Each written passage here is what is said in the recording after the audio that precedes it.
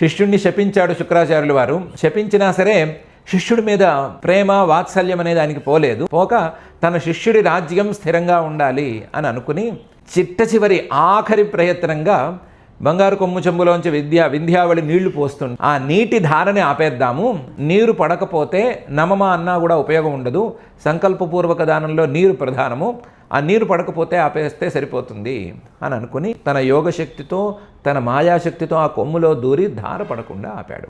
అప్పుడు మనకు తెలిసిన కథ ప్రకారం వామనుడే వచ్చాడుంది. ఇక్కడ మాత్రం అలా లేదు. వామనుడు చెప్పగా బలిచక్రవర్తి గారే ఒక దర్భపుల్ల తీసుకుని కొమ్ములోకి గట్టిగా గుచ్చారు.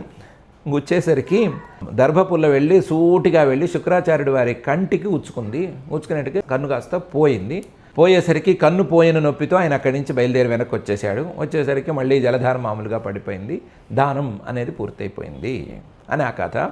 ఈ కథని శ్రీశుకుల వారు ఎందుకో చెప్పలేదు, కానీ మనం చెప్పుకోవటంలో మాత్రం ఒక ఆంతర్యం ఉంది ప్రత్యేకించి. ఎవరైనా సరే మంచి పనులు జరుగుతుంటే అడ్డం పడ్డా, మంచి పనులు జరుగుతున్నప్పుడు కొంచెం కనీసం క్రూరంగా చూసినా సరే వాళ్ళ కళ్ళు పోతాయి. అందులోనూ దానాలకు అడ్డం పడేవాళ్ళు, చేసిన దానాలని పాడు చేసుకుని బలవంతంగా స్వాధీనం చేసుకునే వాళ్ళు, ఇలాంటి వాళ్ళందరికీ కళ్ళు పోతాయి అని చెప్పడానికే ఈ కథ మొదలైంది.